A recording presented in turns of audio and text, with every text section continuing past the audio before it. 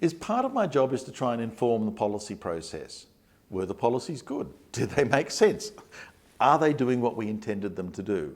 And so this time for the policy SIG, I'm actually doing a report on where we are with exhaustion. Because some years ago we did this last/8 policy and then we changed it to introduce the IANA returns policy, etc.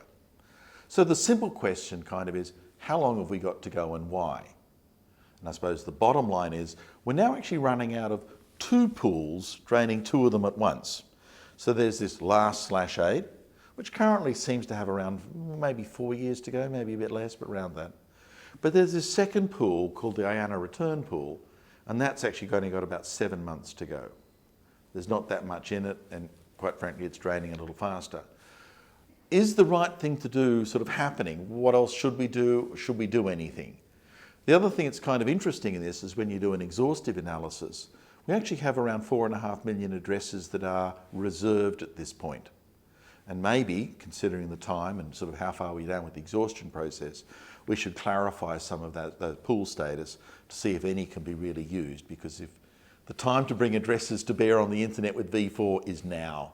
If we don't use them now, they'll never be useful. The other part of the work was looking at the transfer market, because when we've got no more to give out and there's still demand, folk will have to talk to each other and transfer.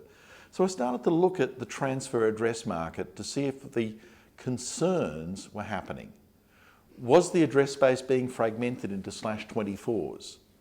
Very little evidence of that.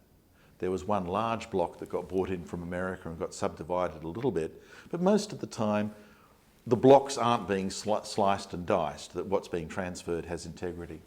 I did a fair deal of analysis of country-to-country matrices, who's importing, who's exporting. Obviously China is big and there's a lot of addresses going into China. And interestingly, the ARAN region is a major supplier so far of addresses into the region. So a certain amount of inflow in, and there's a certain amount of traffic across the region from one country to another. In the grand scheme of things though, around 500 folk are doing transfers out of a total pool of about 12,000 folk who hold addresses. So it's a relatively small scale activity, and the number of addresses actually being traded and transferred is again relatively small, a couple of % of the total pool. So I would say right now, transfers, we're gathering experience. Some folk are actually trying it, but it's not a huge activity. It's not a dominant factor.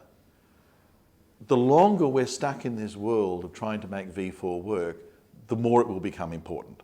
Because quite frankly, folk are growing, folk need addresses, and this market is the only way they're going to get them. So understanding how quickly it's growing and in which parts of our region it's happening is very useful to inform the process.